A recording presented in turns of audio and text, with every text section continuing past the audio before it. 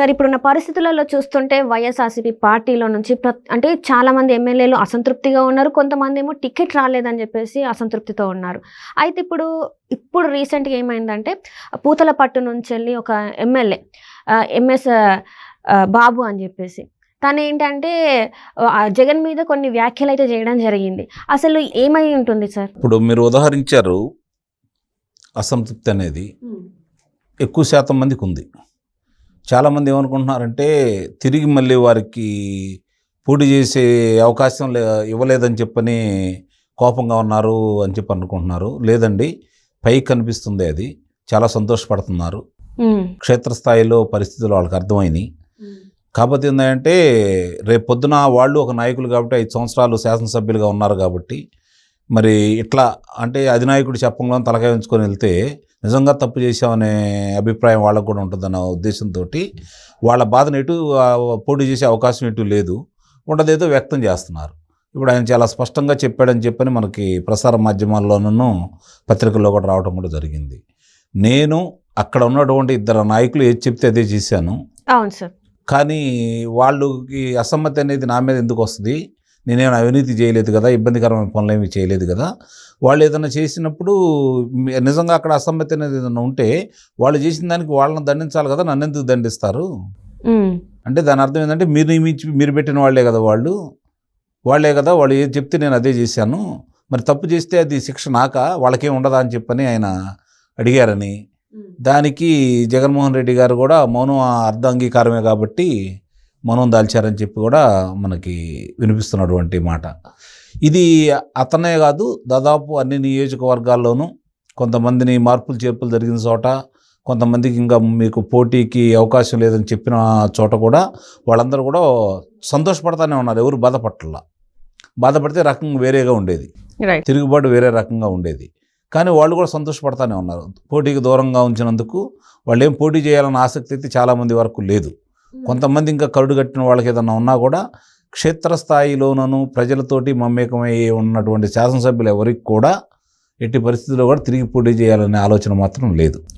అది వాళ్ళకి స్పష్టంగా అర్థమైపోయింది. ప్రజల యొక్క అభిప్రాయం ఏంటి, ప్రజలు ఏ విధంగా ఆలోచిస్తున్నారు, ఎంత తిరుగుబాటు తత్వంతో ప్రజలు ఉన్నారు, ఇప్పుడున్నటువంటి మన మీద అధినాయకుడి మీద ఎంత కోపంతో ఉన్నారు, చేసిన తప్పులన్నీ అధినాయకుడు చేసి ఈరోజు ఓటమి నిశ్చయమైన తర్వాత అది శాసనసభ్యులు మారిస్తే ఓటమి తప్పించుకోవాలని చూస్తున్నారు. కానీ శాసనసభ్యులు మారిస్తే ఇంకా ఎక్కువగా నష్టపోతాడు అనే అభిప్రాయం ప్రజల్లోనూ ఉంది, అలాగే శాసనసభ్యుల్లోనూ ఉంది. ఇప్పుడు శాసనసభ్యులు కూడా ఏం ఆశిస్తున్నారంటే పానీలే, మనం లేకపోయినా పర్లేదు, రాష్ట్రం బాగుపడిద్ది కదా, ఎట్టి పరిస్థితుల్లో మళ్ళీ ఈ పార్టీ రాకూడదని వాళ్ళు కూడా కోరుకుంటున్నారు. ఇందాక మీరు చెప్పినట్టు సార్, జగన్ చెప్పింది ఇంకా ఎవరైతే పార్టీ పెద్దలు ఉన్నారో వాళ్ళు చెప్పినట్టే చేశారని కూడా తను అనడం జరిగింది. ఇంకొకటి ఏంటంటే ఓసీలకి బీసీలకి మాత్రమే చూస్తున్నారు, ఎస్సీలకి అన్యాయం జరుగుతుంది వైఎస్ఆర్సీపీ పార్టీలో అని చెప్పేసి ఈ మాట కూడా మాట్లాడడం జరిగింది. సో దీన్ని ఎలా పరిగణించాలి? ఇప్పుడు నిన్నదాకా ఆయన చెబుతున్నాడు కదా, అందరికీ ఎస్సీలకి చాలామంది నాయకులు వంతపడతా ఉన్నారు కదా, ఇంతవరకు భారతదేశంలో ఎవరు చేయలేదు ఎస్సీలకి జగన్మోహన్ రెడ్డి గారు చేసిన అన్ని ప్రయోజనాలు, ఇన్ని అవకాశాలు కల్పించిన వాళ్ళు ఎవరైనా ఉన్నారా? మేము ఎంత గొప్పగా చేసాము ఎస్సీలకి అని చెప్పిన వాళ్ళే చెప్పుకుంటున్నారు కదా. మరి శాసనసభ్యుడు అంత బాధపడతారంటే మరి నిజంగా ఇదే శాసనసభ్యుడు ఎస్సీలకు సంబంధించి మరి డాక్టర్ సుధాకర్ గారిని మరి విశాఖపట్నంలో ఓ పిచ్చాడిగా చిత్రీకరించి ఆయన చంపినప్పుడు ఆయన ఎస్సీ కాదా అంటే, ఈ శాసనసభ్యుడిగా ఈయన తీస్తే పక్క తప్పిస్తేనే ఎస్సీ అవుతారు ఆయన అంటే, చనిపోయిన ఆయన ఎస్సీ కాదా? అలాగే అనంతబాబు ఎమ్మెల్సీకి సంబంధించిన ఆయన డ్రైవర్ని చంపి ఇంటి ముందు తీసుకెళ్ళి పడేసినప్పుడు ఆ చచ్చిపోయిన సుబ్రహ్మణ్యం గారు ఎస్సీ కారా? ఇలా వరుసనే చూసుకుంటా ఉంటే కనీసం ఎస్సీల మీద ఇన్ని దాడులు జరుగుతూ ఉన్నాయి, ఎంత అరాచకం జరుగుతూ ఉంది. ఎస్సీల మీదే కేసులను పెట్టేసి వాళ్ళ మీదే ఎస్సీ అట్రాసిటీ కేసులు పెట్టి వాళ్ళని ఎంత ఇబ్బందులు పెడుతున్నారో చూస్తూనే ఉన్నారు కదా. మరి ఆ రోజు మాట్లాడలేదు కదా వీళ్ళు. అంటే ఇప్పుడు కేవలం టికెట్ రాలేదన్న ఇదితోనే అక్కస్తోనే మాట్లాడుతున్నారు. అన్యాయం జరిగినప్పుడు, ప్రజలకు అన్యాయం జరిగినప్పుడు మాత్రం ఎక్కడ ఇలాంటి మాటలు అయితే రాలేదంటారు. ఎంతో కొంత ఈ విధంగా ధిక్కార స్వరంను అధినాయకుడు తప్పు చేస్తున్నాడని వినిపించడం మాత్రం ప్రజాస్వామ్యంలో మంచిదే. అది అధినాయకులు మార్చుకుంటే వాళ్ళ భవిష్యత్తు వాళ్ళకే బాగుంటుంది.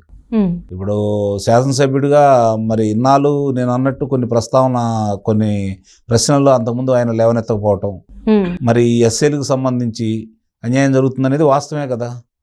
27 ఎస్సీలకు ఇచ్చినటువంటి పథకాలను రద్దు చేయడం కూడా జరిగింది కదా.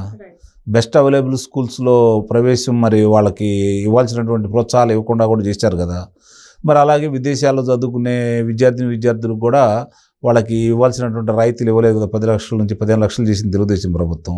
అలాంటి అవకాశాలు కల్పించలేదు కదా. విద్యా దీవెన కానుక, విదేశీ విద్యా దీవెన కానుకని అంబేద్కర్ గారి పేరు మీద ఉన్న దాన్ని తన పేరు మీదకు మార్చుకున్నాడు. కానీ మార్చుకున్న వాళ్ళకన్నా న్యాయం చేశారంటే అది కూడా జరగట్లేదు కదా. ఇవన్నీ ఎస్సీలు జరుగుతున్న అన్యాయమే కదా. ఇప్పుడు వాళ్ళ కాళ్ళ మీద వాళ్ళు నిలబడే విధంగా, వాళ్ళు పరిశ్రమలకు, వాళ్ళకి చేతివృత్తులకు సంబంధించి వాళ్ళ పరిశ్రమలను ప్రోత్సహించే విధంగా జగన్మోహన్ రెడ్డి గారు కానీ, ప్రభుత్వం కానీ, పార్టీలో ఉన్నటువంటి మంత్రులు కానీ, పెద్దలు కానీ ఎలాంటి చర్యలు తీసుకోలేదు కదా. కాబట్టి వాళ్ళకి ఎంత అన్యాయం జరుగుతుందో వాళ్ళకి తెలుసు. తెలిసినా కూడా మౌనంగా ఉన్నారు అంటే మరి జగన్మోహన్ రెడ్డి గారి మీద ప్రేమ కావచ్చు. పానీలే మా ఎస్సీలు అందరి తరపున నేను ఒక్కనే ప్రతినిధిగా ఉన్నాను కదా, వాళ్ళకి అన్యాయం జరిగితే ఉందని నాకు న్యాయం జరిగిందని భావించుండొచ్చుగా.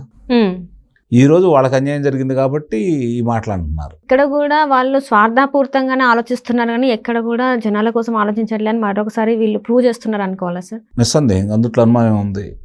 ఇప్పుడు అన్యాయం జరిగినప్పుడే కనుక ప్రశ్నించి ఉండటైతే ఏంటి ఇలా జరుగుతుంది, ఎందుకు ఇలా జరగాలండి, మనం అందరం ఇప్పుడు మీరు మాట్లాడితే నా ఎస్సీలు, నా బీసీలు, నా ముస్లింలు అని మీరు చెప్తున్నారు కదా.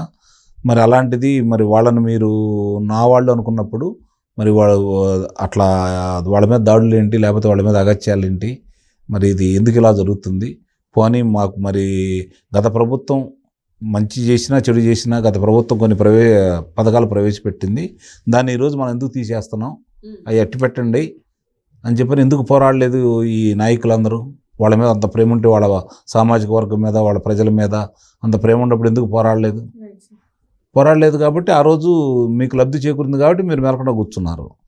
ఈరోజు మీ మనసులో భావాలను ఇప్పుడు బయట పెడుతున్నాం. సంతోషం ఇప్పుడైనా బయటపెట్టినందుకు సంతోషపడాలి.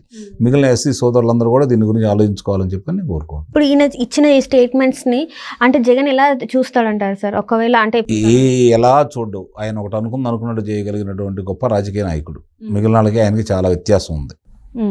ఆయన ఏంటంటే ఏదనుకుంటాడో అది చేస్తున్నాడు. అది మంచి జరిగినా చెడు జరిగినా ఆయనే బాధ్యుడు. కాబట్టి ఇలాంటి వాళ్ళని పట్టించుకుంటారని కానీ దీని గురించి అంతే, ఆయనకేమీ సమాచారం అందకుండానే ఉంటుంది. ఇప్పుడు దాకా అందుతూనే ఉంటుంది, ఇప్పటికప్పుడు అందుతూనే ఉంటుంది. కానీ అవన్నీ పట్టించుకోడు అతను చేయాలనుకుంది. ఏం జరుగుతుందో, ఏం జరిగినా పర్లేదు, అతను కొన్ని నిర్దిష్టమైనటువంటి అభిప్రాయం ఉంది అతనికి. ఏ మార్గంలో వెళ్తే మళ్ళీ తిరిగి నేను ముఖ్యమంత్రికి వస్తాను, మనకు ప్రజలతో సంబంధం ఉందా లేదా, ఏ సాంకేతికని నమ్ముకున్నామా లేకపోతే కేంద్రాన్ని నమ్ముకున్నాం అనే అవగాహన ఆయనకి స్పష్టంగా ఉంది. కాబట్టి ఆయన అంత మనోనిబ్బరంతో ఉండి ముందుకెళ్తూ ఉన్నాడు. ఇలాంటి వాళ్ళని అసలు పట్టించుకుంటాడని కానీ నేనైతే అనుకోవట్లేదు.